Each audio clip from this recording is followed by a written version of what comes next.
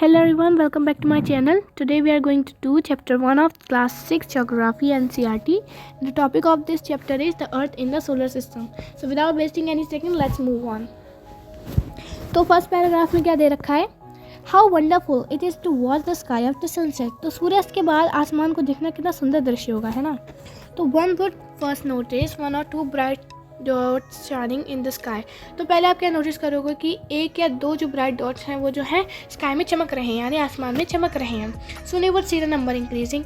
अब जल्दी आप क्या देखेंगे कि जो नंबर है उन डॉट्स का वो जो है बढ़ रहा है, इंक्रीज हो रहा है. ठीक है. Now you can not count them any more. आप उन्हें गिन नहीं सकते हो. The whole sky is filled with tiny shining objects. और जो पूरा आसमान है वो टिनी शाइनिंग ऑब्जेक्ट से भर चुका है. Some are bright others dim. तो कुछ उनमें से क्या होंगे? ब्राइट होंगे. ठीक है. और कुछ जो है उसमें से डिम होंगे. It seems as if the sky is stud with diamonds. अब वो जो है, अब आप देखोगे जो स्काई है वो जो है डायमंड से अब स्टड हो गया, यानी जड़ा हुआ लग रहा है. ठीक है. तो स्टड का मतलब क्या हो जाएगा? जड़ा हुआ हो जाएगा. दैट मीन्स जड़ा हुआ. तो they all appear to be twinkling. अब ये सारे जो हैं आपको ट्विंकलिंग करके हुए दिखाई देंगे. But if you look at them carefully you will notice that some of them do not twinkle as others do. आप लेकिन अगर आप उन्हें केयरफुली देखोगे, ध्यान से देखोगे, तो आपको क्या दिखेगा कि उनमें से कुछ जो हैं वो ट्विंकल नहीं कर रहे हैं जैसे और कर रहे हैं. ठीक है. So they simply glow without any flicker जैसे द मून शाइन्स. तो ये जो सिंपली ग्लो करते हैं बिना किसी फ्लिकर के. फ्लिकर का मतलब होता है चिमचिमाहट या फिर झिलमिलाहट. बिना किसी झिलमिलाहट के वो कर रहे हैं, ग्लो कर रहे हैं जैसे मून की शाइनिंग होती है. ठीक है. Next, along with these bright objects you may also see the moon on most of the days. अब इन सारे ऑब्जेक्ट्स के साथ आपको मून भी दिखेगा काफ़ी सारे दिनों में. It may however appear at different time. अब ये जो है डिफरेंट टाइम में, कभी कभी in different shapes and different position में आपको दिखाई देगा. You can see the full moon only once in about position. ठीक है. About a month, sorry. It is full moon night और पूर्णिमा. तो अब आपको जो है एक ही बार जो है महीने में पूरा मून देखने को मिलेगा. उसको क्या कहते हैं? फुल मून नाइट और पूर्णिमा भी कहते हैं. A fortnight later you can not see it at all. It is a new moon night और अमावस्या. अब उस रात के बाद जो अगली रात होगी उसमें आप उस मून को बिल्कुल नहीं देख पाओगे. क्यों? क्योंकि वो जो है न्यू मून नाइट होगी और हम अमावस्या भी कह सकते हैं उसे. ठीक है. तो on this day you can watch the night sky best. तो इस दिन जो है आपको रात का जो स्काई है वो सबसे अच्छी तरीके से दिखेगा, provided it is a clear night, क्योंकि वो बिल्कुल साफ रात होगी वो. ठीक है. Next, do you wonder why can't we see the moon and all those bright tiny objects during the time. अब क्या आप सोचते हो कि मतलब ये मून और ये जो सारे ब्राइट टिनी ऑब्जेक्ट्स हैं ये हम दिन के समय क्यों नहीं देख सकते हैं? तो it is because the very bright light of the sun does not allow us to see all these bright objects of the night sky. तो ये इसलिए होता है क्योंकि जो सन की चमक है उसकी वजह से जो है ये हमें अलाउ नहीं करती है किसके देखने के लिए? मून और ब्राइट ऑब्जेक्ट्स को देखने के लिए जो रात के समय दिखते हैं पर हमें वो दिन के समय नहीं दिखेंगे. ठीक है. तो the sun, the moon and all those objects shining in the night sky are called celestial bodies. तो सन, मून और ये सारे जो ऑब्जेक्ट्स हैं जो रात के समय चमकते हैं इन्हीं सबको क्या कहते हैं? सेलेस्टियल बॉडीज कहते हैं. ठीक है. Next, some celestial bodies are very big and hot. They are made up of gases. ठीक है. तो कुछ सेलेस्टियल बॉडीज जो होती हैं वो बहुत बड़ी और गर्म होती हैं और ये किससे बनी होती हैं? गैसेस से बनी होती हैं. ठीक है. They have their own heat and light which they emit in large amounts. तो इनके पास उनकी खुद की हीट और लाइट होती है जो ये काफ़ी लार्ज अमाउंट में फैलाते हैं. These celestial bodies are called stars. इन्हीं celestial bodies को क्या कहते हैं? स्टार्स कहते हैं. तो the sun is a star. तो सन भी क्या है? स्टार है. The countless twinkling stars in the night sky are similar to the sun but we do not feel their heat or light and they look so tiny because they are very far from us. तो अनगिनत जो twinkling star हैं रात के समय जो दिखते हैं ये भी जो है सन से सिमिलर हैं. ठीक है. But we do not feel their heat और लाइट. पर हम उसकी जो है हीट और लाइट जो है फील नहीं कर सकते और ये जो है बहुत छोटे दिखते हैं क्योंकि ये हमसे बहुत दूर हैं इस वजह से. ओके. नेक्स्ट पार्ट देखें. So you must have noticed that all objects look smaller when seen from a distance. अब आपने एक चीज़ नोटिस करी होगी कि बहुत सारे जो ऑब्जेक्ट्स हैं वो छोटे दिखते हैं अगर हम उसे दूरी से देखा जाए. तो अगर एग्जांपल लें how small an aeroplane looks when it is flying at a great height. अब एरोप्लेन आप कितना छोटा दिखता है हमें अगर हम उसे अच्छी सी हाइट से देखें, यानी एरोप्लेन जो है स्ट्रेटोस्फेयर में उड़ता है, तो स्ट्रेटोस्फेयर बहुत दूर है ना, तो हम उसे क्या देखते हैं, वो हम उसे एटमॉस्फेयर से देखते हैं, तो इसलिए वो हमें छोटा दिखता है क्योंकि वो बहुत दूर से उड़ रहा है, ठीक है। So while watching the night sky, you may have noticed various patterns formed by different groups of stars.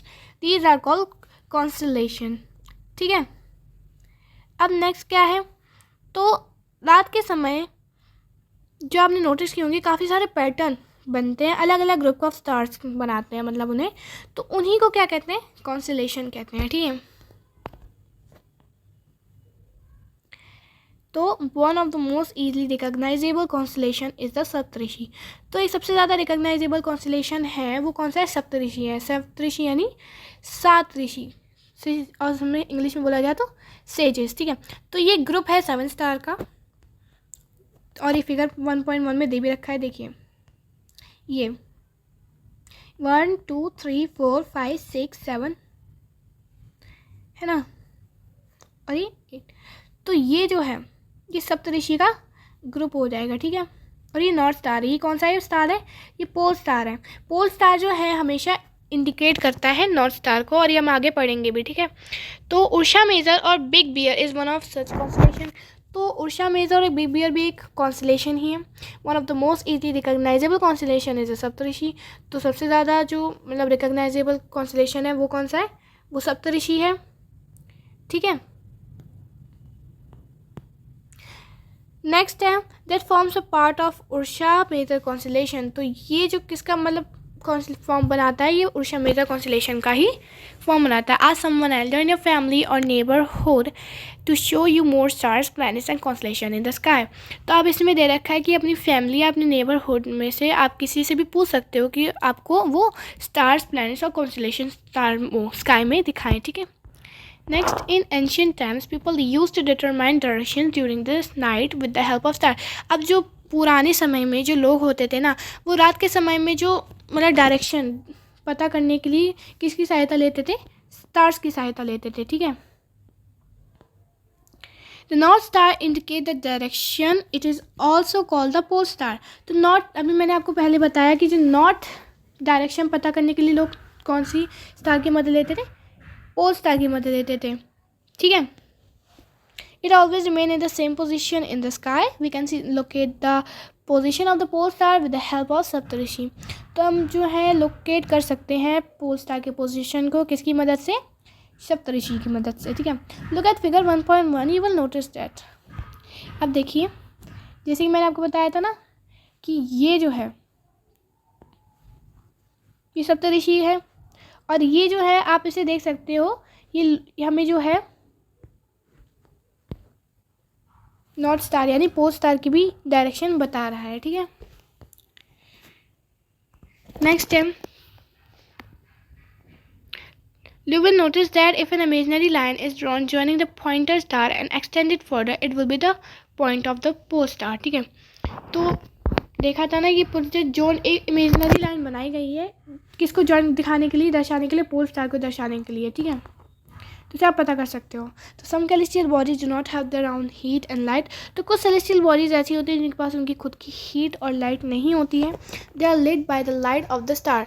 तो ये जो है किससे लाइट लेते हैं, ये जो है स्टार से लाइट लेते हैं। जैसे अगर हम एग्जांपल लें तो अर्थ जो है उसके पास उसकी खुद की हीट और लाइट नहीं होती है, वो किससे लेती है, वो स्टार से लेती है, ठीक है। और स्टार कौन सा स्टार, सन भी एक स्टार है तो सन से लेती है।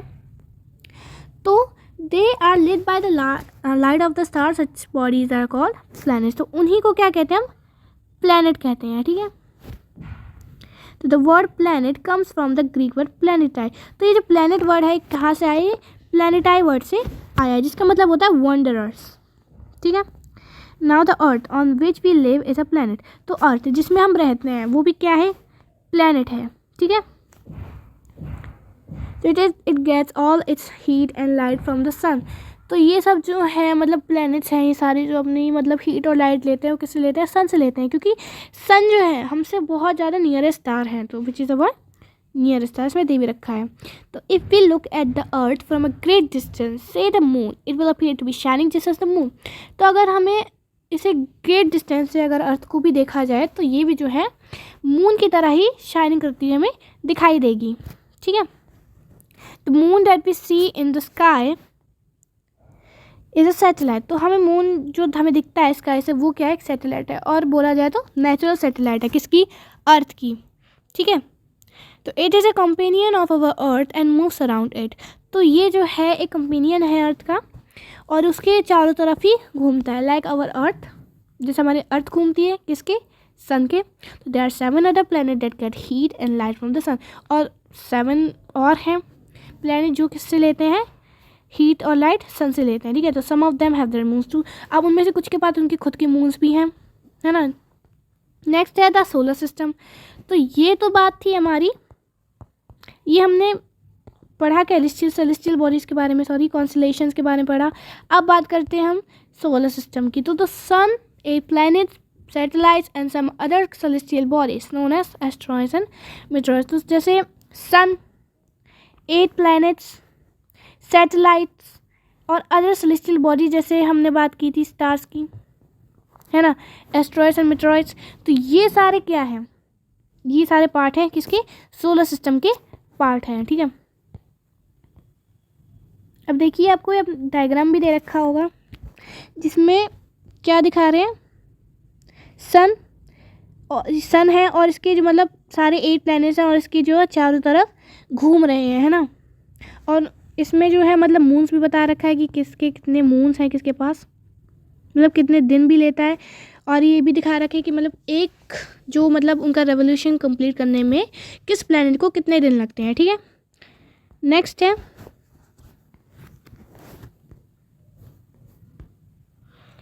Form the solar system, we often call it a solar family with the sun as its head.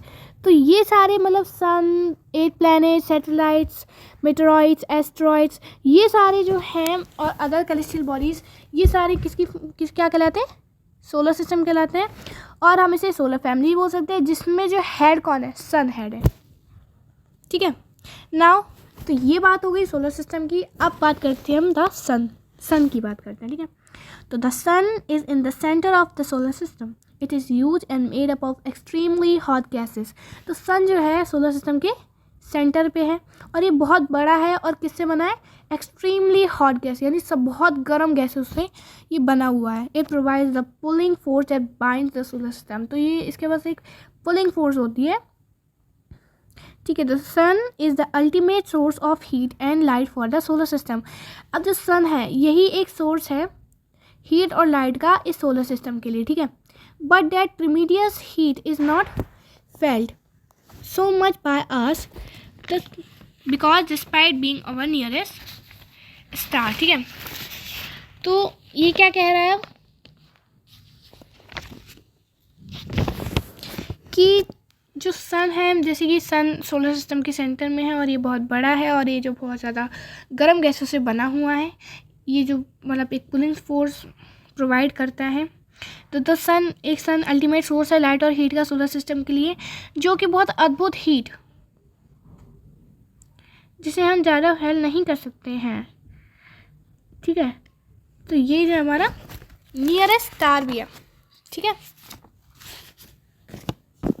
तो उसके बावजूद भी तो it is for away from us, सबसे ज़्यादा नियरेस्ट स्टार है हमारे, बट फिर भी जो ये हमसे दूर तो है ही, है ना, क्योंकि the sun is about 150 million kilometre away from the earth. क्योंकि सन जो है वो 150 किलोमीटर अवे है किससे, अर्थ से, अबाउट, मतलब ये मतलब एकदम निर्धारित नहीं बताई गई है, इसमें अनुमान लगाया गया है कि अबाउट 150 किलोमीटर अवे है सन किससे, अर्थ से। ठीक है, नेक्स्ट बात करी जाए प्लैनेट्स की, तो there are 8 planets in our solar system in order of their distance from the sun. They are Mercury, Venus, Earth, Mars, Jupiter, Saturn, Uranus and Neptune. तो ये जो है 8 प्लैनेट्स हैं हमारे सोलर सिस्टम में। अगर उनके डिस्टेंस, सन से डिस्टेंस की अगर हम बात करी जाए उनके ऑर्डर से, तो मर्क्यूरी है पहले नंबर पे, दूसरे नंबर पे वीनस, थर्ड में अर्थ, फोर्थ में मार्स, फिफ्थ में जुपिटर, सिक्स में सैटर्न, सेवन में यूरेनस एंड 8 में नेपट्यून। तो अब इनकी भी एक मतलब कुछ कुछ खासियत है। जैसे अगर मरकरी की बात करी जाए तो सबसे हॉटेस्ट प्लैनेट और सबसे नियर है किससे, सन से, ठीक है। वीनस, तो वीनस जो है अर्थ की ट्विन कहती है, और ये जो है इवनिंग और मॉर्निंग स्टार भी वीनस को कहा जाता है। Earth known as blue planet and unique planet and because it has life too. Mars की बात करी जाए तो रेड प्लैनेट्स, जुपिटर की बात करें तो लार्जेस्ट प्लैनेट, सैटर्न की बात करें planet which have ring, Uranus and Neptune. तो नेपट्टून की ये है कि नेपट्टून जो है स्पॉटेस्ट प्लैनेट है ना। अब इसमें एक इजी वे भी दे रखा है मेमोराइज करने के लिए प्लैनेट्स। तो my very efficient mother just serve us nut. तो माई मर्क्यूरी, वेरी से वी यानी वीनस, ई से इफिशिएंट से ई यानी अर्थ, मदर से एम यानी मार्स, जस्ट से जे यानी जुपिटर, सर्व से एस यानी सैटर्न, अस से यू यानी यूरेनस एंड नट्स एन यानी नेपट्टून। ठीक है, तो ये इजी वे है अगर आपको डिस्टेंस के द्वारा याद करना है, ठीक है। नेक्स्ट है all the 8 planets of the solar system move around the sun in fix path. तो सारे 8 प्लैनेट्स जो हैं सोलर सिस्टम में, तो ये सन में इसके चारों तरफ जो है फिक्स पाथ पे घूमते हैं। This path are called elongated. तो इसी पाथ को क्या कहता है, एलोंगेटेड पाथ। यानी एलोंगेटेड पाथ यानी जो लंबा और पतला जो पाथ होता है उसको जो हम एलोंगेटेड पाथ कहते हैं, ठीक है। दे आर कॉल्ड ऑर्बिट्स, उनको क्या कहते हैं, ऑर्बिट्स कहते हैं, ठीक है। Mercury is the nearest to the sun. अब मरकरी सबसे पास है सन के। It takes only about 88 days to complete one round along its orbit, ठीक है। तो मरकरी को जो है 88 डेज लगते हैं सन का एक चक्कर कंप्लीट करने में उसके ऑर्बिट के साथ। Venus is considered as earth twin because its size and shape are very much similar to that of the earth. तो वीनस को जो है अर्थ की ट्विन भी कहा जाता है क्योंकि इसका साइज और शेप बहुत ज़्यादा सिमिलर है किससे, अर्थ से, ठीक है। Till recently, August 2006, Pluto was also considered a planet. तो अगस्त 2006 से पहले प्लूटो भी जो है प्लेनेट बताया जाता था, यानी कंसिडर किया गया था। However, in a meeting of International Astronomical Union, a decision was taken that Pluto, like other celestial objects, Ceres 2003 QB, discovered in recent past, may be called dwarf planet. तो 2006 के बाद जो इंटरनेशनल एस्ट्रोनॉमिकल यूनियन की meeting हुई थी तो उसमें एक डिसीजन लिया गया कि प्लूटो भी जो है अलग सेलेस्टियल बॉडी जैसे सीरीज 2003 UB313 डिस्कवर किया गया, उनकी तरह ही उसको भी मतलब डिस्कवर किया गया किसी ड्वार्फ प्लैनेट की। अब ड्वार्फ प्लैनेट क्यों किया गया, क्योंकि प्लूटो जो है 8 प्लैनेट्स जैसे सोलर सिस्टम में जो 8 प्लैनेट्स हैं उन सबसे जो है सबसे छोटा है, और मतलब बहुत ही छोटा है, माना जाए तो बहुत ही छोटा है। तो ये जो है ड्वार्फ प्लैनेट्स के बराबर है, जैसे सीरीज 2003 हो गया, UB313 हो गया, इन सब के बराबर है। इस वजह से जो है इसको ड्वार्फ प्लैनेट जो है घोषित कर दिया गया, ठीक है। तो द अर्थ, अब बात करते हैं अर्थ की। तो the earth is the third nearest planet to the sun. In size it is the 5th largest planet. तो अर्थ जो है थर्ड नियरेस्ट प्लैनेट है सन से, और साइज़ की बात करी जाए तो 5th लार्जेस्ट प्लैनेट है। It is slightly flattened at the poles. तो ये जो है थोड़ा सा जो मतलब हल्का सा जो चपटी सी है पोल्स पे उसके। तो this is why it shape is describe as a geoid. Geoid का मतलब होता है अर्थ लाइक शेप, तो इसलिए जो इसकी शेप जो है डिस्क्राइब करी गई जियोइड शेप। जियोइड शेप का मतलब अर्थ लाइक शेप्ड, ठीक है। नेक्स्ट बात करी जाए condition favourable to support life are probably found only on the earth. तो सपोर्ट लाइफ यानी लाइफ के लिए जो हमें कंडीशन चाहिए वो जो है केवल और केवल अर्थ में ही पाई जाती हैं। The earth is neither too hot not too cold. तो अर्थ जो है ना ज़्यादा गर्म है ना ज़्यादा ठंडी है। It has water and air which are very essential for our survival. तो इसके पास वाटर और एयर है जो बहुत ही ज़्यादा महत्वपूर्ण है जीने के लिए। The air has life supporting gases like oxygen. तो एयर के पास क्या क्या होता है, गैसेज हैं, लाइफ गैसेज यानी ऑक्सीजन। ऑक्सीजन कैसे, मतलब अगर ह्यूमन बींग को सांस लेता है ह्यूमन बींग तो उसको मतलब जीने के लिए जो है ऑक्सीजन की आवश्यकता है, क्योंकि अगर ऑक्सीजन ही नहीं होगा तो वो इंसान जी ही नहीं पाएगा, सर्वाइव ही नहीं कर पाएगा, ठीक है। तो because of this reason the earth is a unique planet in the solar system. तो इन्हीं रीज़न की वजह से जो है अर्थ जो है यूनिक प्लैनेट है हमारी सोलर सिस्टम का। यूनिक का मतलब होता है अनोखी, ठीक है।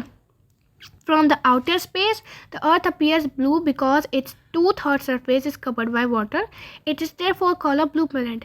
तो अब आउटर स्पेस की की बात करी जाए तो अर्थ जो है ब्लू दिख अपीयर होती है क्योंकि इसका जो 2/3 सरफेस है वो कवर है वाटर से, इसलिए इसको जो है ब्लू प्लेनेट भी कहा जाता है। नाउ ये बात थी अर्थ की। अब बात करते हैं मून की।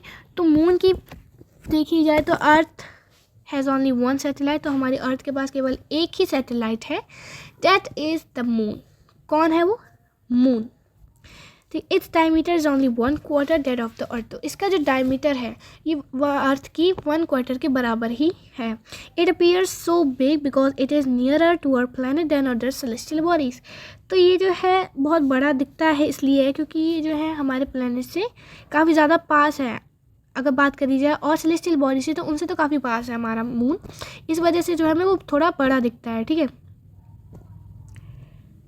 It is about 3,84,400 kilometre away from us. तो मून और अर्थ की डिस्टेंस की बात करी जाए तो कितनी है? 3,84,400 kilometre. Now you can compare the distance from the sun and that from the moon. अब आप कंपेयर कर सकते हो किसकी? मून की डिस्टेंस और सन की डिस्टेंस। ठीक है, किससे? अर्थ से। तो सबसे ज़्यादा पास कौन है? मून है। The moon moves around the earth in about 27 days. तो मून जो है अर्थ के चारों ओर घूमता है और उसको एक रेवोल्यूशन कंप्लीट करने में कितने दिन लगते हैं? 27 डेज लगते हैं। तो it takes exactly the same time to complete one spin, यानी एक स्पिन, एक चक्कर कंप्लीट करने के लिए उसको कितने डेज लगेंगे? 27 डेज लगेंगे। As a result only one side of the moon is visible to us on the earth. इसी वजह से जो है मून की एक ही साइड इनविजिबल हो पाती है, किसमें? अर्थ में। Next, the moon does not have conditions favorable for life. It has mountains, plains and depression on its surface. अब देखिए, तो मून जो है उसके पास कंडीशन नहीं है लाइफ के लिए। जैसे इस मून के पास क्या है? माउंटेन है, प्लेन्स है, डिप्रेशन यानी गड्ढे है ना, उसके सरफेस में माउंटेन्स हैं, मतलब प्लेन्स है, मतलब गड्ढे हैं, बट उसके पास वाटर नहीं है ना, उसके पास वो एयर है। So these cast shadows on the moon surface. Look at the full moon and observe these shadows. तो ये जो है शेडो हमें दिखती हैं किसमें? मून के सरफेस में। तो अब आप फुल मून को देखो और उसकी शेडोज़ को ऑब्जर्व करो। ठीक है, अब जैसे इसमें दिखा रखे हैं तो इसमें आप देख सकते हैं, तो इसमें थोड़े से आपको क्या दिखेंगे? माउंटेन्स, प्लेन्स और डिप्रेशंस यानी गड्ढे। ठीक है, नाउ बात करते हैं एस्ट्रॉयड की। तो apart from the stars, planet and satellites, there are numerous tiny bodies which also move around the sun. तो अब सन के अलावा बात करी जाए, प्लैनेट्स के अलावा, सैटेलाइट्स के अलावा, देयर आर और भी छोटी बॉडीज़ हैं जो कि सन के चारों ओर घूमती हैं, और उन बॉडीज़ को क्या कहते हैं? हम एस्ट्रॉयड कहते हैं। ठीक है, तो they are found between the orbit of Mars and Jupiter. तो ये कहाँ पाई जाती है? मार्स एंड जुपिटर के ऑर्बिट के बीच में पाई जाती है। लेकिन सपोज करें कि ये मार्स है एंड ये जुपिटर है, तो इसके बीच में एक बेल्ट है जिसमें बहुत सारे जो हैं क्या है? एस्ट्रॉयड्स एंड मेटेरॉइड्स हैं। तो हमेशा मार्स एंड जुपिटर की ऑर्बिट के बीच में ही क्या पाई जाती है? एस्ट्रॉयड्स की बेल्ट। ठीक है, अब बात करी जाए, अच्छा अभी तो कंप्लीट ही नहीं हुआ। तो they are found between the orbit of Mars and Jupiter. तो फिगर 1.2 में आप देख भी सकते हो। जैसे कि अगर बात करी जाए 1.2 फिगर की, तो ये इसमें आपको दिख रही है, तो ये मार्स हो गया और ये जुपिटर हो गया, इसके बीच एक बेल्ट है जो किसकी है? एस्ट्रॉयड बेल्ट है। ठीक है, अब बात करी जाए मेटेरॉइड्स की। तो the small pieces of rock which move around the sun are called meteoroids. तो एक स्मॉल पीस रॉक का जो सन के चारों ओर घूमता है उसको क्या कहते हैं? मेटेरॉइड्स कहते हैं। तो sometimes these meteoroids come near the earth and tend to drop upon it. तो कभी कभार जो मेटेरॉइड्स हैं अर्थ के पास आ जाते हैं और उन्हीं के ऊपर गिर जाते हैं। ठीक है, तो during this process due to friction with the air they get heated up and burn. तो जब ये अर्थ के अंदर मतलब घुसते हैं तो उनकी जो अर्थ की फ्रिक्शन की वजह से जल जाते हैं। किसकी वजह से? गर्मी की वजह से, उसकी वजह से। It causes a flash of light, और ये क्या होती है? मतलब चमकीली लाइट, इसी वजह से होता है। टूटता तारा देखा है आपने? तो टूटता तारा क्या होता है? मेटेरॉइड्स ही होते हैं। जब ये अर्थ में मतलब एंटर करते हैं अर्थ की सरफेस में, तो वो उसकी फ्रिक्शन की वजह से एयर की ये जो है जल जाते हैं। ठीक है, तभी हमें मतलब इनमें से मतलब बहुत ज़्यादा लाइट निकलती है, ठीक है। तो समटाइम्स अब मेटरॉइड विदाउट बीइंग कम्प्लीटली बर्न, अब कभी कभार जब मेटरॉइड जो मतलब कम्प्लीटली बर्न नहीं हो पाए हैं, falls on the earth and create a hollow, तो कभी जब वो गिर जाते हैं अर्थ में तो वो क्या कर देते हैं, गड्ढा बना देते हैं। तो do you see a whitish broad band like a white glowing path across the sky on a clear starry night?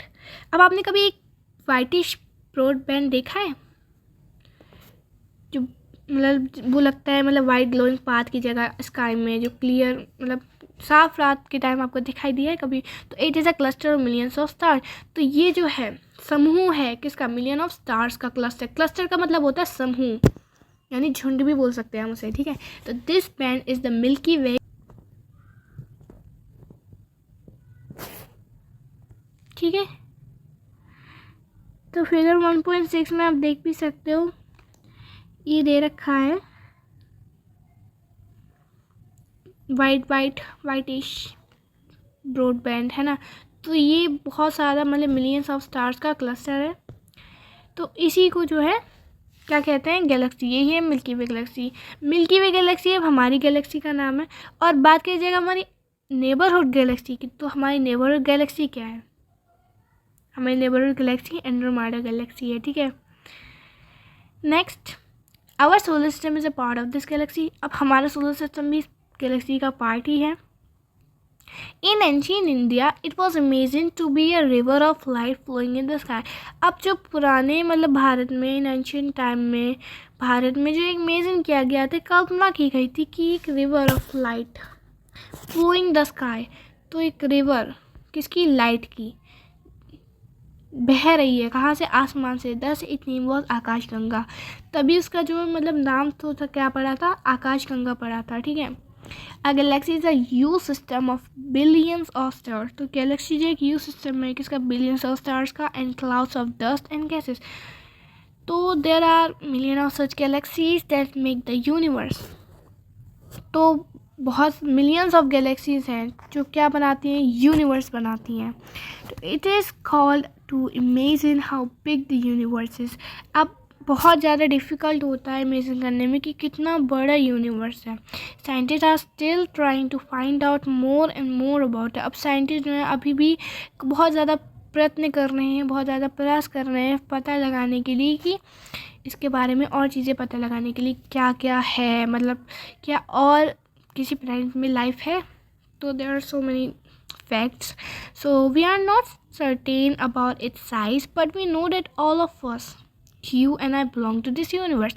अब हमें इसके साइज़ के बारे में नहीं पता कि मतलब कितना बड़ा साइज़ है यूनिवर्स का, बट हमें ये तो पता है कि आप और मैं इसी यूनिवर्स से बिलोंग करते हैं,